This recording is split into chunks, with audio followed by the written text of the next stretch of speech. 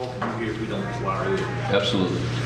I'd like to call to order this meeting of the town council. The purpose of our public hearing and report from our finance person on our CDBG grant. Any questions from the council before we begin? You probably got something for me to go by. Is this it? Okay. All right. All right, Mr. Fox. Here's your fair housing workshop. Okay. If you'll go ahead. All right. The first item I have for you tonight is advertise with a fair housing workshop. I'm just going to review this packet here with you. There's no action required on this. This is just for information purposes, and it also gives you some points in your application for holding this. This was advertised. Fair housing equal opportunity for all.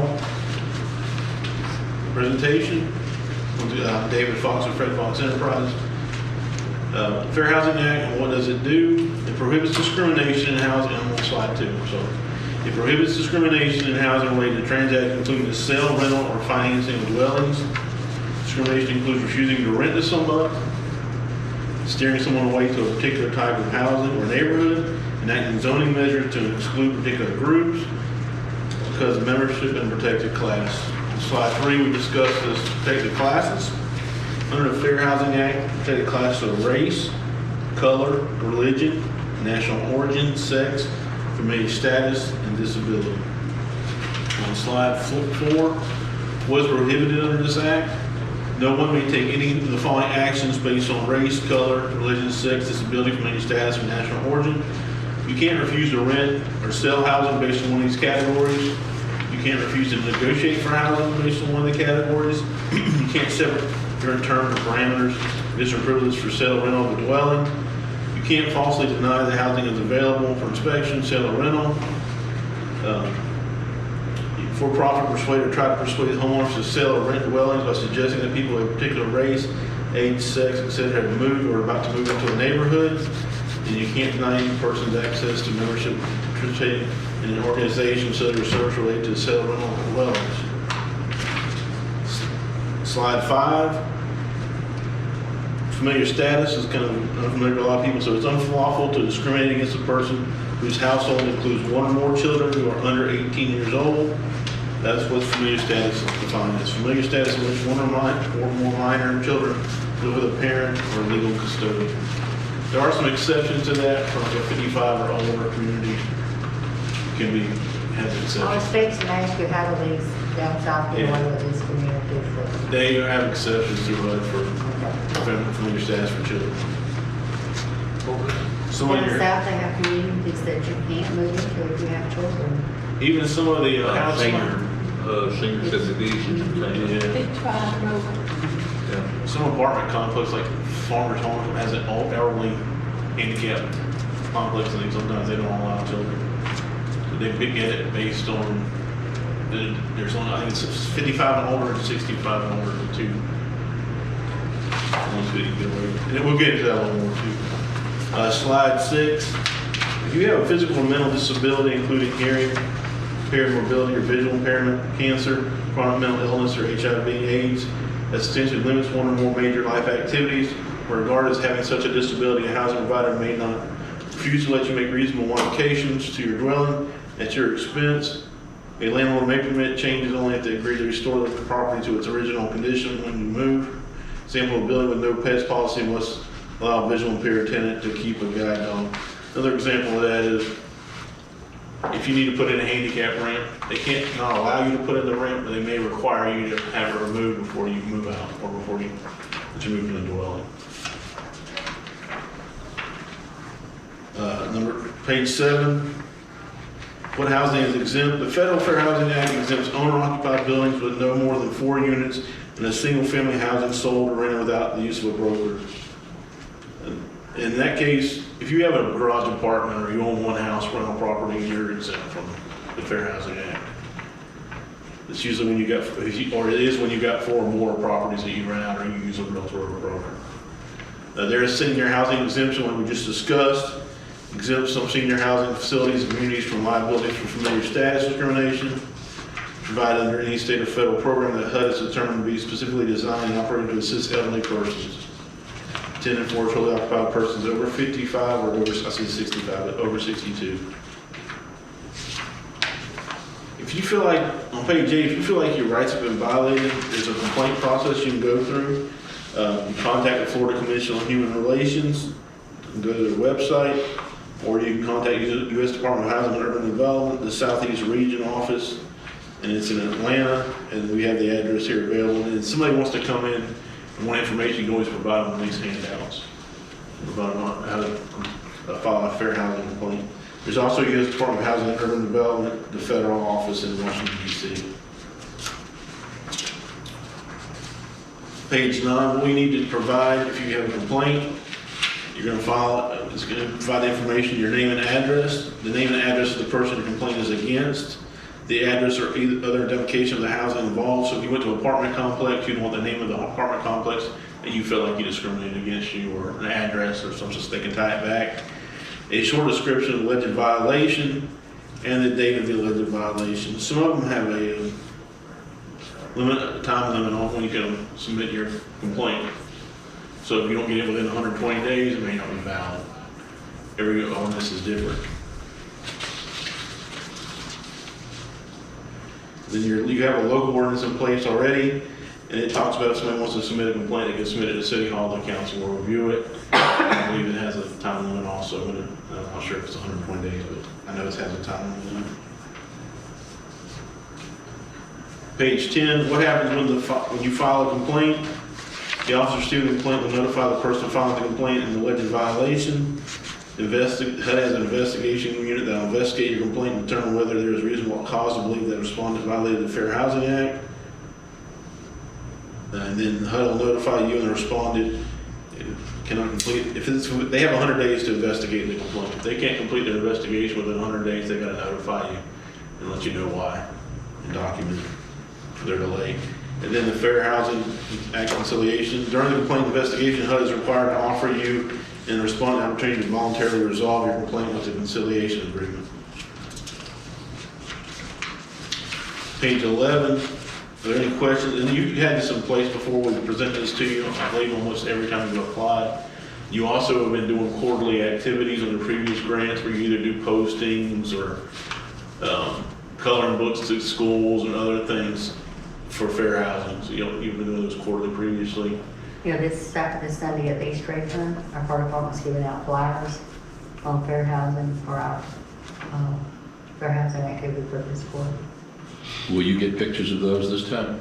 I hope so, yes. Because I think I'll be in Vernon at that time. On the 8th, Well, Sunday. I'll check. This is Sunday at 2. Oh, They changed it. isn't that generally what you have us do is take pictures? Coming Sunday. Yes, That's the second. the 2nd is when it's going to What's the be. date? Well, it's the 2nd. Yeah.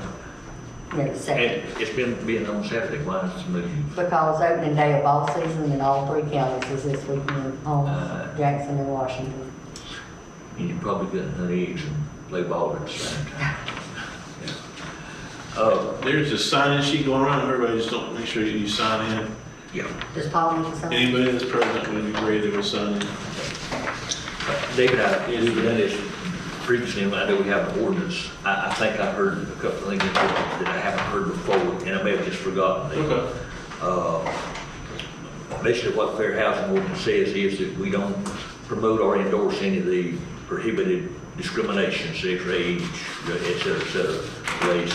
But I hear in here, those last few pages tonight, that there's some enforcement on our part. Well, the enforcement would be you would contact HUD. If you had a complaint, you would just, in most cases of the community, you're just going to pass it on to HUD or pass it on to the state attorney's office. The complaint would not be against the city, it would No. be between the two individuals. You don't own it. It's up to us as Exactly. Hannah. You don't own any residential rental property, so you wouldn't, it's only residential rental or sales ownership for residential. Okay, understand. The cities doesn't have any rental properties that I'm aware of, residential or sales. But so if a local citizen had a problem trying to get a housing, they were discriminated, it would give them a local venue to go through. And then you would just pass it on to the state attorney's office or Okay, anybody have a question on the fair housing ordinance that says that we promote anyone that rents property has to rent to anyone who needs property, with those exceptions of the. and they can't discriminate based on fair housing. Okay, all right, then, no questions? No. Okay, all right, let's move on then to the CDBG. All right, We're all on this same agenda. Yes, sir. Okay, that's where we're going then. Item number 3. This is a advertised first public hearing for a 2022-2023 CDBG grant application. The state had some remaining funds from the 2022 cycle, so they're doing like it's a partial cycle. The remaining funds that are due, it's due May 5th, and if you don't get funded in that partial cycle, they're having a full cycle for the 2023 cycle in the late summer, early fall. So we're going to try to get partial in that part, even though you'll get full funding for your amount, they don't have as much money available as the normal cycle. They've already used it previously. Okay? And so basically what we've advertised is if you don't get funded under this one, we can use these same meetings for the 23 cycle. Okay?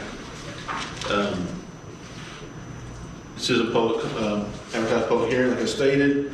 This is the slide that we're going through, this one here, the blue one.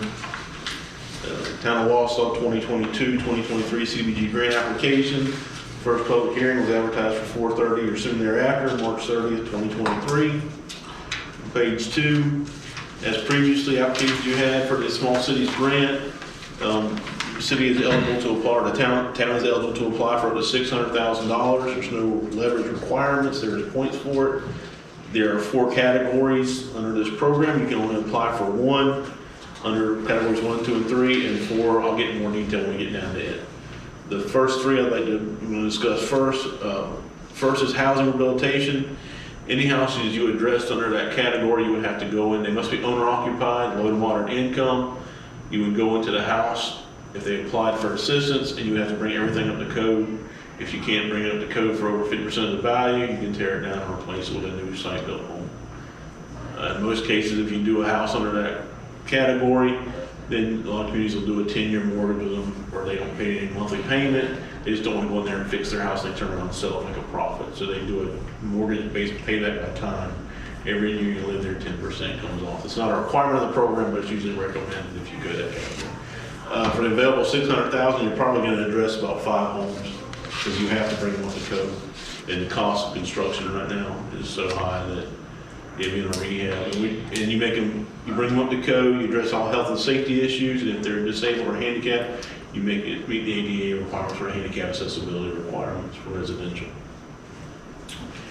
So that's category 1. So if you do housing, you're just doing housing. You can't do anything else.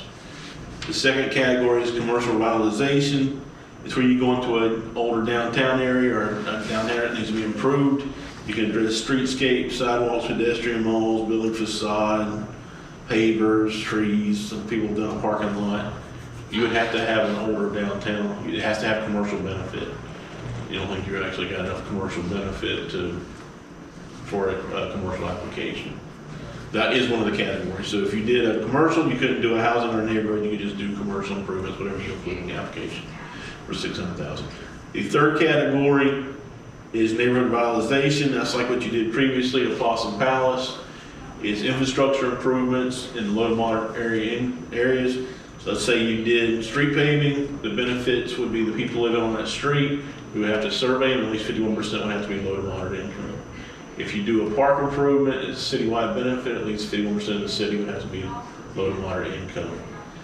Same thing with water lines. If you do water line replacement, it's the houses on the water line being replaced, that street. If you do water plants, everybody on the plant would have to determine at least 51% low to moderate income by survey. So that's how you don't meet by census. I looked it up citywide. The city doesn't meet by census, so we still have to do a survey or use an existing survey. You've got one. If you did a citywide project, you've got an existing survey that was completed in the last 5 years that we could probably use if you decide to go that route. That's just one of the options. So Under 1, 2, and 3, you can only apply for one of those grants. Whichever one you apply for, you have to finish off and close out before you can apply for another one. So if you decided to apply for a housing, you cannot apply for a commercial neighborhood until that housing project is completed, closed out, and then you can go on the next cycle. So like what you did with the Possum Palace, you applied for the palace to be upgraded, you got it funded, you got the environmental done, you got the construction completed, you got it closed out. Now you can apply for another grant for that category. It can't be the same exact building for 5 years, but it can be that category, which was a neighborhood grant. So 1, 2, or 3 can only apply for one. They only can get a maximum of $600,000. Category number 4 is a different. It's called economic development. That's where you have a developer come in and create jobs, and you're going to entice them coming in for helping with the infrastructure. You don't do anything on their property, but you can, if you need to put in a lift station to get them to come in, or if you need to put a deceleration lane in, or water plant or a water tank for fire safety for their structure. You're going to do it on the city's right of way, but it's to help that whatever property they have, their parcel, for them to develop it. They have to create the jobs. For every job they create, you can apply for $34,999, $35,000, less than $35,000. At least 51% of the jobs created must go to people that were low to moderate income before they received that job the year prior. The maximum you can apply for under that. Unlike the others, at $600,000, you can apply for 1.5. Under that, 1.5 million. Under that one, even if you have a housing or commercial or neighborhood, you can still apply for an ED every year if you want to. But you do have to have a developer that's willing to be part of the application process. So even if we have a neighborhood revitalization, we can get if we could entice a dollar store or something to come here, we could apply for that. You could still, if they were willing to be involved with the application process. Some businesses, because you got the environmental review, it still takes a year to get that thing done, 6 months to a year. Some businesses don't want to wait. They say, well, I'm not going to wait, then they may just pay. But if they want the city to help them get their infrastructure, then they're going to wait that year and get the infrastructure put in. Are those easier to get down than they used to be? Seems like there's a lot of emphasis on economic development, OED. And They're easier to get the funding if the developer's on board and he's got the finances to.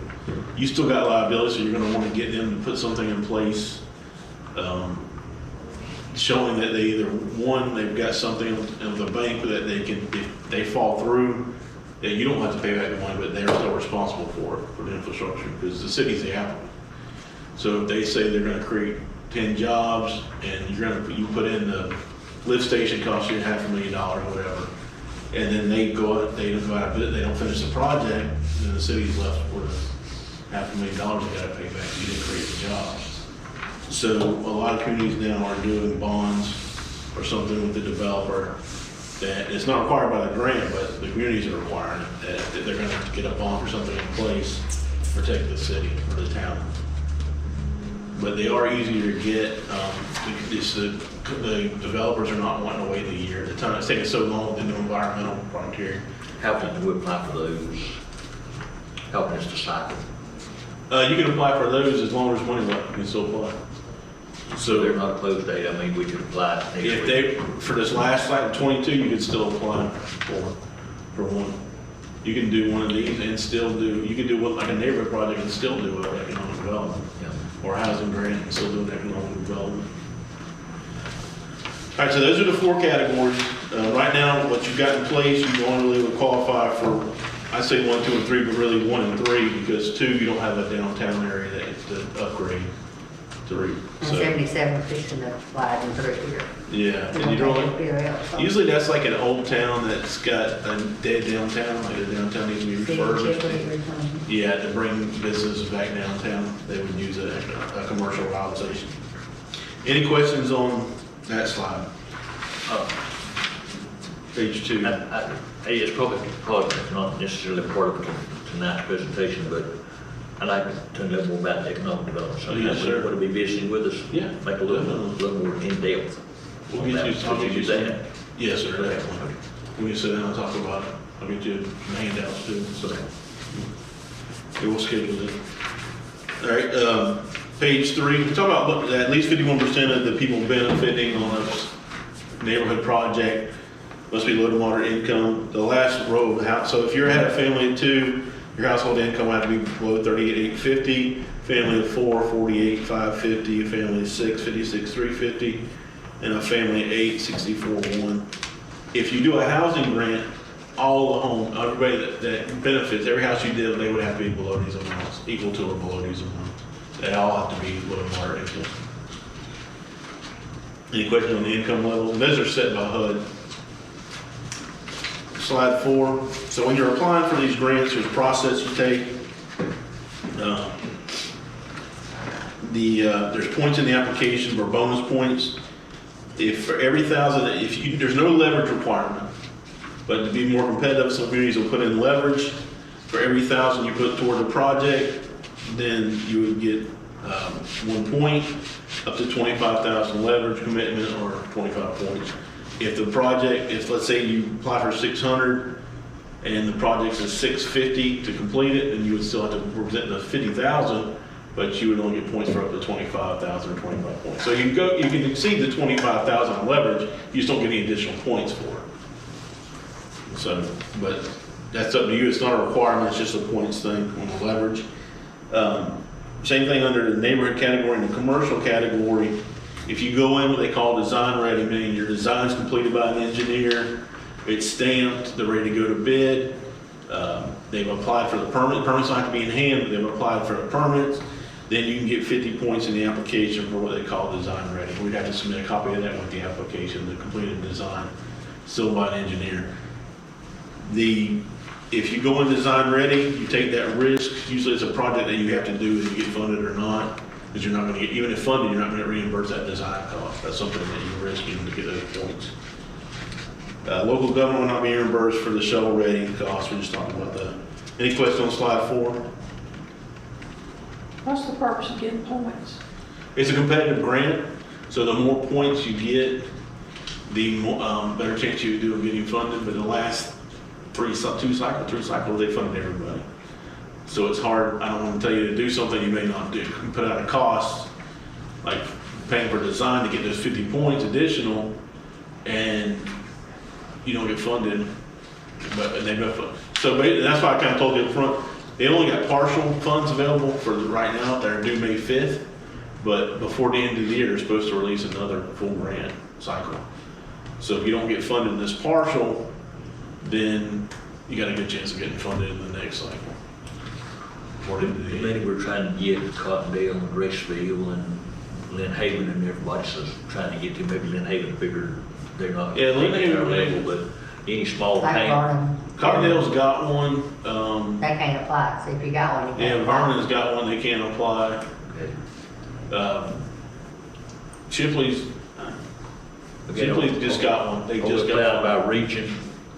It's statewide. It's States. communities. Every little town our size all over the state trying to get the same thing we are. Towns under 50,000 population and counties under 200,000 population that aren't entitlement qualify usually.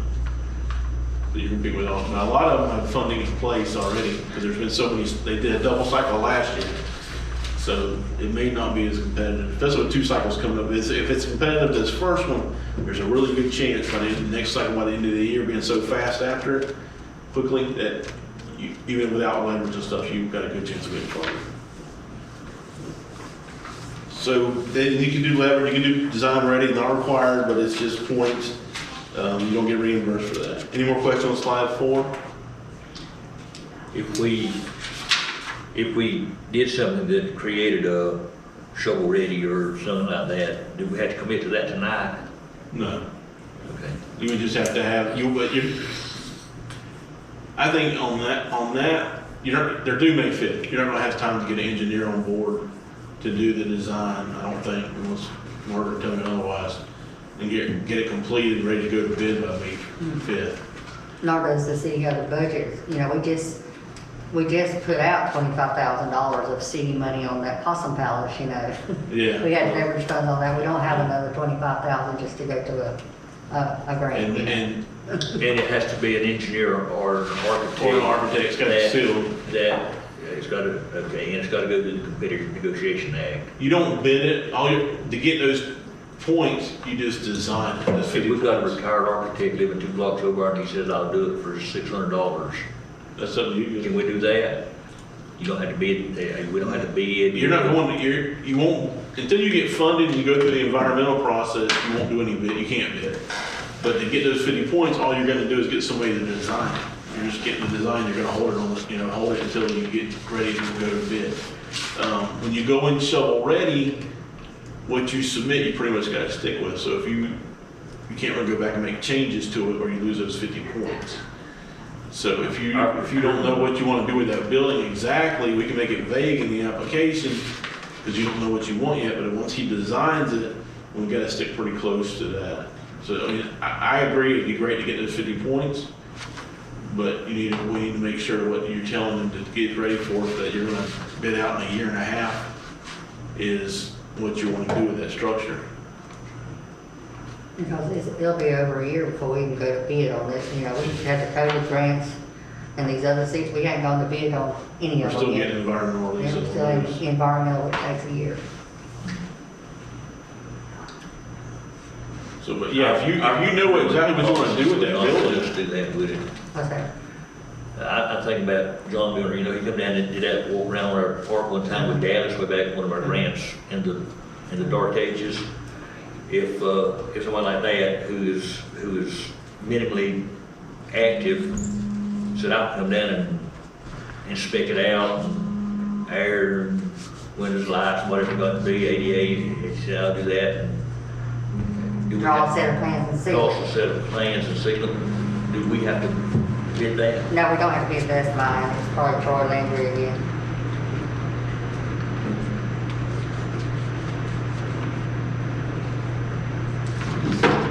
No, we don't have to bid that because we're not, this is just for a proposed grant. So if we put that money, he said, if we put that money out to do all that, we won't get any of that money back. It's not, if you go in shovel ready, even if funded, they don't reimburse you for the cost.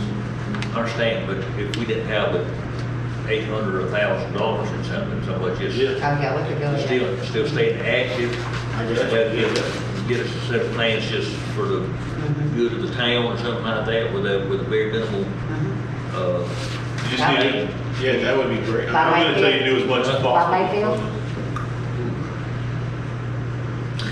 he'd be more than minimally active, he got a Mayfield with it. Is it all right if I call him? Yes. We're talking about. And that's not something you need to determine tonight. Okay, You may wanna talk around. okay.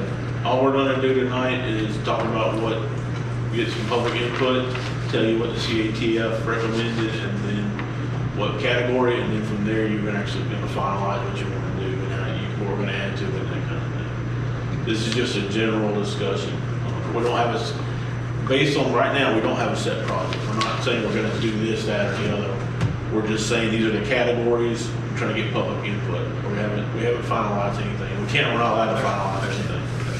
I just, the one that I mentioned in particular did the county's work for the ag center, the courthouse, maybe done the probation building, the one that burned.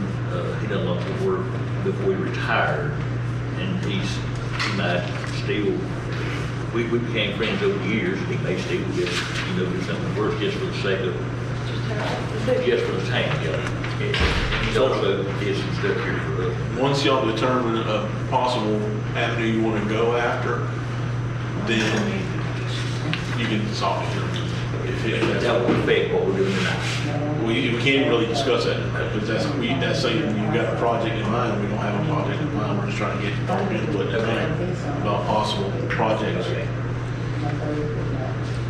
All right, so that's how you get points in the application, additional points, page 4. Page 5, these are the steps, and this is what we're doing tonight. Appointed Citizen Advisory Task Force, you've done that previously, you've already got them in place. Advertise and hold a CATF meeting or Citizen Advisory Task Force meeting. We had that at 4 o'clock, it was advertised, you had a quorum. We discussed the same thing we're going over tonight, the activity, the categories, and possible projects and things, and I'll get a little more than that later if we go through public comment. Advertise and hold a first public hearing, so we're doing that, was advertised. once we go through this handout, then I'm gonna get the mayor to open up for public comment, to get input from the public. And then we also, tonight, we had a fair housing workshop. We had it prior to this, or during this meeting, but it's a separate line item. That's been done to get posting out for that. Once we get through tonight, then we can talk about possible projects. Then we'll finalize that and bring it back to you for a second public hearing before May 5th, before the submittal date. Okay? At this point, Mayor, if you'll open up for public comment. Any questions from Mr. Fox before we move to that? Any presentations that he's made? Okay, we'd like to open the meeting to the public for comments. Hearing none, we'll close the public comment section. And now, Mr. Fox, if you'll present the CATF findings. All right, we met with the CATF, Martin was here, we met with everybody. We talked about, they had a couple of projects, that like one they wanted to talk about finishing the Boston Palace, which we talked to the state and said you can't do that for 5 years with these funds. You can't apply for funds to finish Boston Palace.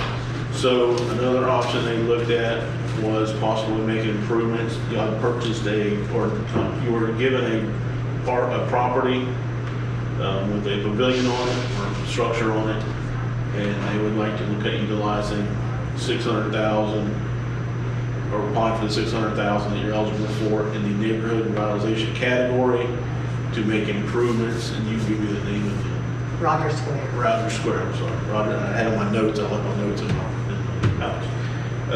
Roger Square, but they talked about it. So that their recommendation is if the city wants to move forward with an application for the town, the Recreation Council would be to look at applying for a neighborhood revitalization grant to make improvements to Roger Square. It's just a comment. You're not required to, or a recommendation, but you're not required to take the recommendation. It's just for consideration purposes. Just like public comment, you open it up for public comment. There was no public comment. If there was, it would be for purposes for consideration.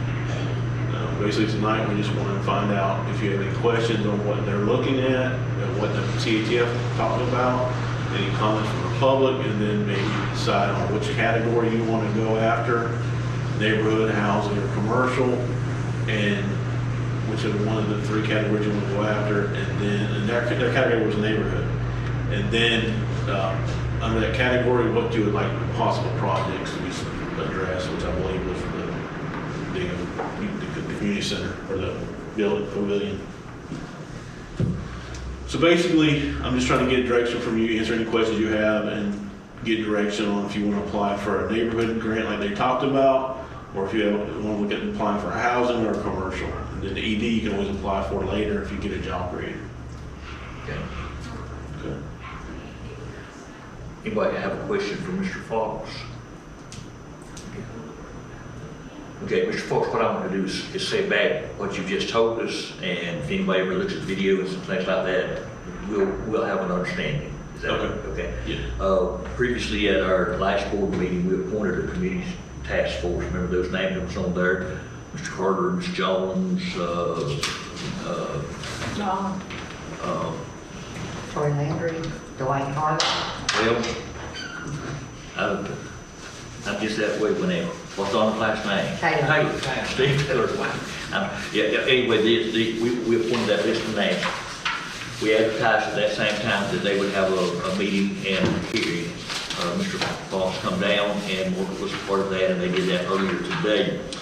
Mr. Fox has made 2 presentations. One is the fair housing ordinance that we have one in place, but we're recommending and endorsing that one again. He also made a presentation on the CDBG. The CDBG, we're eligible for one of 3, and another that we can have 2 at the time if we have this particular one, the economic development. We have had a public hearing with no comments, and now Mr. Fox needs us to vote on the recommendation of the task force, and they discussed 2 items. One was the completion of the Boston Palace, which is ineligible for 5 years because we have had one on that one already. And the other one was that we apply for $600,000 to bring the Rogers Square up to ADA and public use status. Did I say that right? Did I say that right? Very good. Yes, sir. Okay, so what we need tonight then is action from the council if we want to apply for this $600,000 and name the project. I think previously we agreed that that was an eligible project. Well, that was a project that we would like to see if it were eligible. And apparently the CATF thought it was a good project. So what's the pleasure of the council? What the chair would need would be a motion to proceed with the application and identify the project. And that would be, that, if you did those improvements, that's a neighborhood revitalization project, CBG neighborhood revitalization for improvements to, I keep forgetting the name of the. Yeah. Rogers Square. I'm so sorry. Okay. I make that motion. Well, go ahead, Judy. And I'll second And that a motion. motion to, Rogers Square. Yeah, I'll second. we have a motion and a second. Any discussion on the motion? How you vote, Ms. Carter? Yes. Mr. Walksnail? Yes. And the chair votes yes. We will move forward with preparing the application for submittal and getting ready for that second public hearing. The submittal date is May 5th. If you don't, for some reason, get funded, like I said, this is a partial funding cycle. They got money left from a previous cycle they're trying to utilize, so it's going to be more competitive. If you don't get funded in this cycle, we'll turn around and we'll verify you're all right with that, but we'll submit it again for the fall cycle if it doesn't get funded. So that'll be the 23. So your ad was 2022. If funded, if not funded, reapply in 2023. Okay. Sounds good. Okay. If something comes up before the 23 cycle and you want to change the project, you can still do that too. Okay. And you're through? Yes, sir. Okay, let me say something to the council. This is a special council meeting versus an emergency council meeting. As I understand from Mr. Carter and previous attorneys, the difference is this: a special council meeting is open and we can do anything that we need to, whereas an emergency has to be for a named specific item. With that said, I want to make you aware that I've become aware, and just ask your permission, I've become aware that not only has our fire chief retired or resigned, but just previous to that, actually the assistant chief had already retired or withdrawn. Semi-retired. He still does some mechanic work, he still does some things, but he's not part of the fire department anymore. The interesting thing about that, these two men started at the same time and their career paralleled each other. Mr. Rudd became chief at Mr. Finch's passing. The other Mr. Rudd, Wayne, became assistant chief at Sam's promotion. They both have 35 years. They both served as assistant chief, and then Mr. Rudd, Sam, became chief at Mr. Finch's passing. We're going to honor, we have voted to honor the one Mr. Rudd. I'd like to add the second to that. Yeah. He's got a parallel track, he's got 35 years, and probably his value in keeping the equipment that we've had over the years is probably we couldn't imagine. He is mechanical on everything that rolls out there, and I don't know if it was making a wire or what he was using much of the time, but he kept some things going that was long past due, and I think we need to honor both of them at the same gathering. If that Mark can just go ahead and get a second similar plaque to what we had, it's not a big nothing. Those are the kind of men that don't want anything big. If we didn't do anything, they'd be just as happy as if we do something. They serve for the sake of serving, but I think we ought to honor both of them. Is that okay with both of you? You need to vote on that, just as long as you're aware. Just as long as you're aware, okay? Anything else with the council tonight? Stand adjourned.